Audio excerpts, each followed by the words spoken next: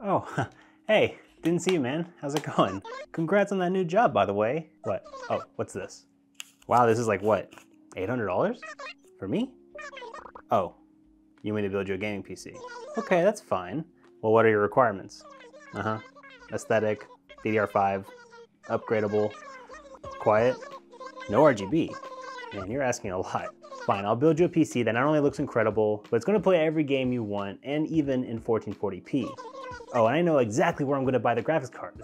From this video's sponsor, Jawa. If you are looking to upgrade your setup or find the perfect hardware at great prices, then look no further than the sponsor of this video, Jawa. Jawa is the #1 gaming marketplace to buy and sell gaming gear and get fantastic custom PCs at any budget. It's a safe and trusted platform to buy and sell hardware to a community of other PC gamers, where you can find basically any component you need. Graphics cards, CPUs, motherboards, and even cases are all available at pretty great prices. I've been using Jawa for a number of years now, and I can personally say I've had a lot of great experiences on there, not only with buying and selling, but also with the customer support.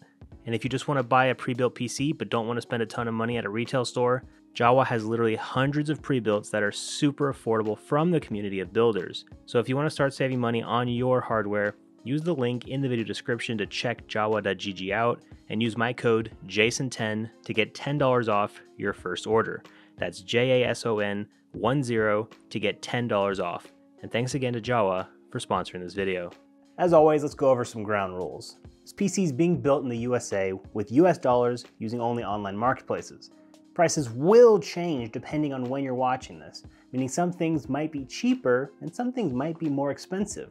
And while you can use this video as a one-to-one guide, I really recommend using it more like a starting off point and picking your own matching components when they go on a good sale. Let's actually start with the case this time. While there are plenty of cheap and quality cases available these days, I wanted to go sort of premium and build in a case that I think has a lot of features. This MPG Gungjer 300R from MSI looked really high quality and seemed to have a lot of great things going for it. It's a full-size ATX case that comes in either black or white, has several RGB fans already attached, a built-in GPU sag bracket that is also RGB, or a vertical GPU mounting spot, if you're into that kind of thing. Tons of airflow with that front mesh panel, tons of room for cable management, and a built-in fan controller with room to spare. I gotta say, there's a lot to love with this case. It's more than just a metal box with some holes punched out of it. It's the kind of case that provides a lot of room for upgradability in the future. Basically any motherboard or graphics card will fit in this thing. It's a great case that's worth every penny when you buy it brand new, but if you shop on Amazon resale, you can grab one of these for a substantial discount and it's basically like new. Now again, you don't need to go premium with the case if you don't want to. Basically any ATX case will do as long as it fits your graphics card. Let's move on to the power supply. At this price range, we're going to want a PSU that is a little more than the bottom of the barrel ones, but we don't really need to go insanely premium like a platinum rated one with an LCD screen or something. Utilizing Amazon resale again, you can actually get some of the more expensive power supplies at prices that match the cheaper ones. And remember, these aren't products that have been used and abused for several years. The majority of them were either used once or not at all and returned to Amazon within 30 days. But for this rig, we want a power supply that will handle any GPU we get in the future, is at least gold rated for efficiency, and being fully modular would be a huge plus. So I picked up this RM750E from Corsair. And as far as power supplies go, it's pretty fully loaded. Not only is it gold rated, fully modular, and enough wattage to last us the length of this PC, it also has a 0 RPM fan setting, which basically means it is absolutely silent. It also has support for ATX 3.0, meaning if you get one of those fancy new NVIDIA cards with the weird connector, you don't need to use an adapter. Let's talk motherboard, as we have quite a bit of choices to make. In terms of chipset, I feel like we'd be doing a disservice if we went with something using DDR4. It's totally fine to use for sure. But at this budget, we can afford DDR5 for just a little more and keeps this rig relevant for a few more years. Now, we definitely can't afford the newest Core Ultra chipset, so it's either between Alder Lake chips from Intel or AM5 from AMD. And I personally think AM5 is the right choice here. Considering the LGA 1700 chipset is already wrapped up and won't be seeing any more releases, going AM5 will allow us to upgrade the CPU in this thing for many years to come. We could grab a bare bones motherboard for sure, but if you're going to spend nearly $1,000 on a computer, I think the motherboard should have a few features beyond just working. So once again, utilizing Amazon resale, I picked up this Pro B650MA Wi-Fi from MSI. And yes, I wish it was ATX to fit our case more properly, but it was out of stock when I made this video, so MATX will have to do. It's a mostly black motherboard with silver accents and just looks very premium. The huge VRM heatsinks make me feel very confident that this thing will be able to handle just about any CPU we throw at it in the future. It has a substantial amount of I/O on the back as well as onboard Wi-Fi. The 2.5 gig LAN port is certainly a nice touch. We've got 4 DIMM slots for easy expansion, 2 M.2 slots for PCIe 4.0 storage, and this AM5 board can easily handle any AMD Ryzen 7000, 8000, and 9000 chips. If this is out of stock when you're building a PC, just find a board with similar specs and a B650 chipset and do your research. I'm sure it'll be fine. We need some DDR5 RAM, and while we could get away with 16 gigs, I feel like DDR5 machines should just go ahead and start with 32 these days. So we're using 2 sticks of T-Create DDR5 RAM, totaling out to 32 gigs, clocked at 6,000 mega transfers per second. They have a sleek all-black design with no RGB, which is perfect for this build. Team Group is a reliable brand for memory, and I'd say these RAM sticks will do great for years. We mostly bought these because there was a good discount at the time, but if you're building a rig like this, don't overthink it. I'd say just grab a pair from a reputable brand, make sure it has at least 5,600 mega transfers a second, and you should be good to go. The CPU we're putting in this thing is my all-time favorite AM5 processor so far. It's the AMD Ryzen 5 7500F. Now this thing might be the absolute cheapest AM5 chip so far. That does not mean it's a slouch in terms of gaming. The chip provides support for DDR5 RAM, of course, has 6 cores and 12 threads, with a max boost clock of up to 5 gigahertz. This thing is the king of value for what you get here and provides a cheap and easy way to dip your feet into a DDR5 platform. The cheapest legitimate place you can buy this from at this moment is from AliExpress. But I've purchased this same CPU a few times from like 3 different vendors, and they've all came well packaged and usually within 10 days delivery time.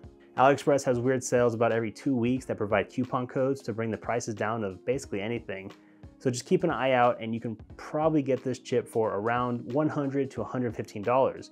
It's a pretty great deal for a truly amazingly priced AM5 CPU. If you have a little bit more money and you want something even better, I'd say you could wait until the Ryzen 7 7700X is on sale and pick one up. That should be able to handle just about anything you throw at it. Now we need a cooler for the CPU since the 7500F doesn't come bundled with one. And we can always go with the tried and true cheap ones you can find on Amazon, and they really would work fine. But that whole bit at the start of this video wasn't a joke. I'm actually building this for a friend and they want a very quiet computer. So in terms of premium quiet fans, we have a few options like Noctua, Arctic, or Fantex, among others. But I really like Arctic fans since all the testing I've seen shows that they are basically like Noctua fans, but at a much, much lower price.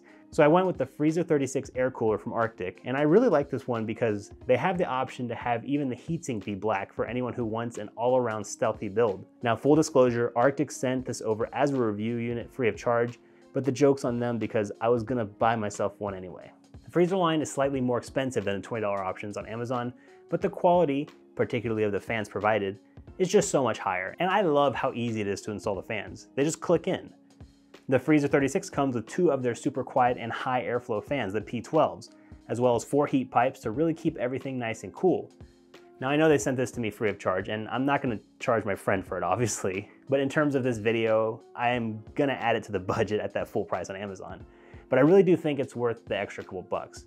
Now this next part is 100% optional, but since my friend said he wanted this to be super quiet, we are taking out those RGB fans that are provided in the case and putting in some aftermarket ones also from Arctic that we picked up on Amazon. These are the P12 Maxes, which are just about the highest quality fan you can buy outside of Noctua.